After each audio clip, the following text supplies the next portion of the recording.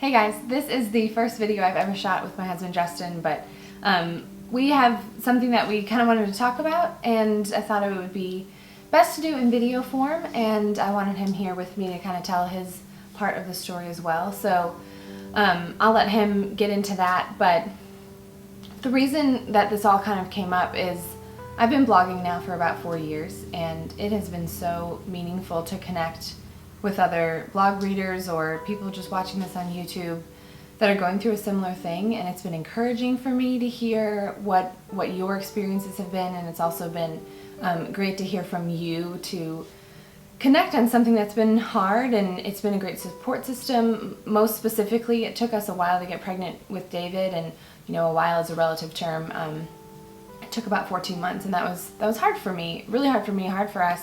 And so it was really encouraging to write a post that it kind of explained that, and then hear from so many of you that had gone through something similar. And anyway, so there's a part of our story that we want to share with you guys, simply as a means of encouragement and just to kind of give you a peek into how we deal with that, and where our hope is in that. And yeah, so we're anticipating some questions after this, so just know, kind of as we're opening up this conversation, there's really nothing you can't ask, and we'll try and hit the high points and explain what it is and how it affects us, but we're open to talking more about it. And like I said, really just want to be encouraging, and yeah, just share with you if you're maybe going through something like this, or will go through something like this, or know someone that's going through something like this. So I'll hand it over to Justin here to tell his story, and yeah, so take it away. Thanks. So in 2003, I was 21 years old and diagnosed with cancer. I was in the Air Force at the time, and I noticed 2 lumps on the back of my right leg. After a few doctor visits and an MRI, and then just a lot of general confusion, we did a biopsy and cut those lumps out of my leg. And it took a few days, but they ended up finding out that it was cancer. It was epithelioid hemangioendothelioma is the name of it. I think it's something like 30 characters. So it probably took me a while to wrap my head around what that even meant. But basically, to break that down, it's a malignant form of cancer that oftentimes does show up in people's extremities, and that's not as bad as when it shows up in organs, and it certainly does that too. So it really can be a bad cancer, as far as cancer goes. And you know, shortly after that diagnosis, I was sent to UNC because I was in North Carolina at the time, and I saw an orthopedic surgeon who advised that we should amputate my leg probably right away, just to get the cancer out of my body. Like I say, at 21, that was kind of a scary thought.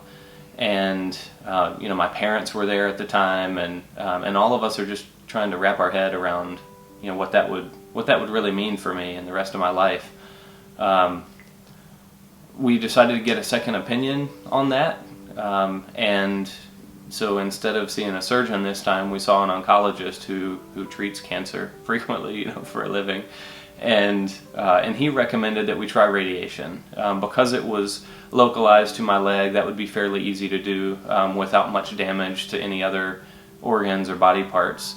And you know, the downside or the bad that could come of it would be simply that it doesn't work, and that we have to amputate anyway in the end. And if it does work, then great. So I thought, well, gosh, it's worth a try.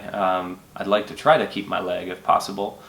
So starting in April 15th, tax day of 2003, started my first 45-day treatment in Chapel Hill.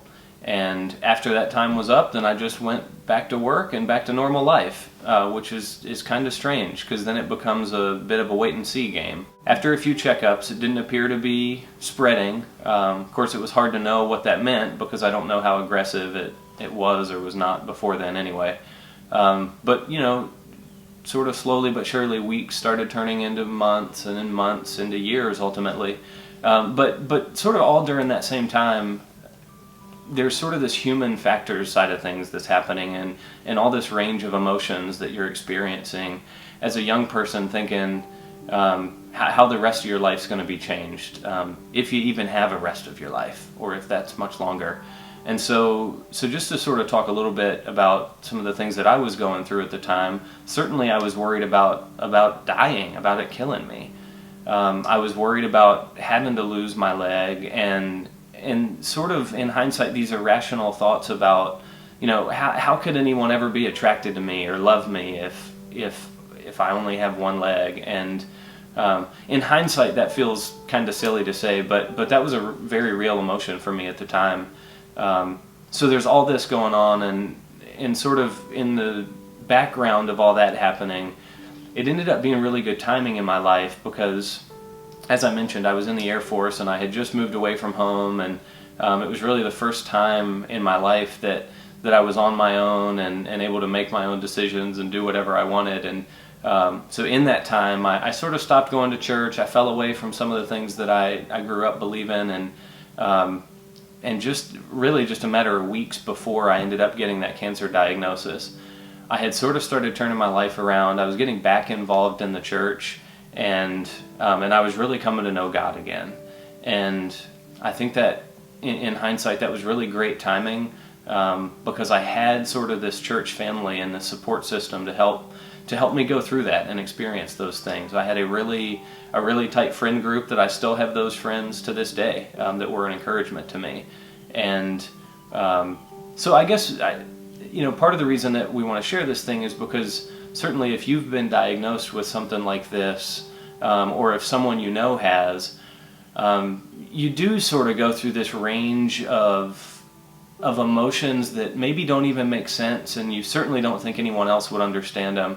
But I'm here to tell you that it does make sense and that other people do understand them. I guess to sort of finish up the timeline a little bit, because that was so long ago, in 2006 is when I met Kate, when we were in college. In 2009, we got married. So 2009 we got married. I met him in 2006. So he had already been going through about 3 years of dealing with this and thinking about what the rest of his life looked like. And he told me within weeks of initially meeting him that he had cancer. Like within 2 or 3 weeks, I think it was. It was really early. So that's a maybe longer story about how this affected me, what I thought getting into a relationship with him.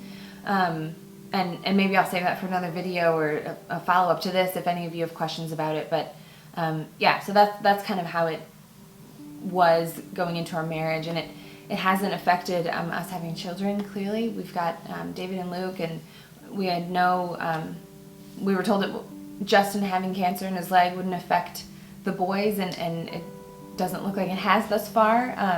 So that's not a concern of ours either. So I just wanted to jump in with a little bit of that explanation. Yeah, so to kind of give you a current status now, I guess, I still have the cancer in my leg. It's still there. It doesn't appear to be growing, or at least not aggressively. Like I mentioned, this is a cancer that does kind of get all over sometimes, and so I go back for a checkup annually, and we just do some scans and make sure that it hasn't spread. And I've been really fortunate so far. And I guess one of the things I want to point out too is that we both understand that my cancer story is it's not typical, and that I've been really fortunate. If you could sort of draw a cancer out of a hat, mine's about as good as you can get, because I still have my leg. I still have the ability to do things that not everyone has, and so I don't want to seem like that we're trying to say cancer is not a big deal if you get it, because it certainly can be. But again, the purpose of this is just to let you know that there are other people out there that have gone through similar things, and maybe more importantly, and certainly more importantly in my life, that there's hope in situations where it doesn't seem like it. Because physical stuff comes and goes, and it's much more important. I think one of the things I've been able to do with this is learn to rely on God more. People say not to sweat the small stuff. And I think that became a lot more real to me when you have something that helps sort of correct your perspective on what small stuff actually is. So that would be the biggest point of wanting to share this with you, is telling you that there's hope, and that I think God is it's who I ran to in this, and it's certainly who you can run to in this for hope and comfort. And so again, the effects on everyone are different, and we just want to be an encouragement to you. And if you, as Kate mentioned, I told her probably within the first 2 weeks, it is not a secret to me. It isn't a secret because it hasn't been shared for a few years on the blog.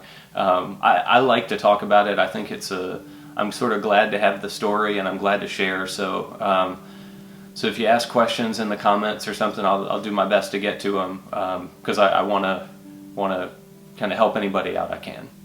So like he said, this isn't a secret. We're happy to talk about it and answer any questions. And again, the heart of us sharing this with you is that you're encouraged, or maybe know better how to talk to someone, a friend or a family member that just got a diagnosis or is living with cancer the way Justin is, or even if it's not cancer, just going through something hard. And I don't want this to feel like we've just dropped a bomb on you, because for the past 4 years you didn't know that we had this part of our life, because I didn't share it, not because I didn't want to. I just didn't really know when to, maybe. And so yeah, you don't know maybe what people are going through in their life, and you might be able to connect to them on a level that is a lot deeper and meaningful, and they might need you in that part of their life. So please feel free to ask questions, and ultimately we want you to know that our hope is in Christ, and that's why we're able to still live a full, happy life, because we know He's in control, and despite what will happen, that it was God ordained. So that's kind of what we wanted to share with you guys today, and I hope it was encouraging, and we're happy to open our lives up and share our story with you.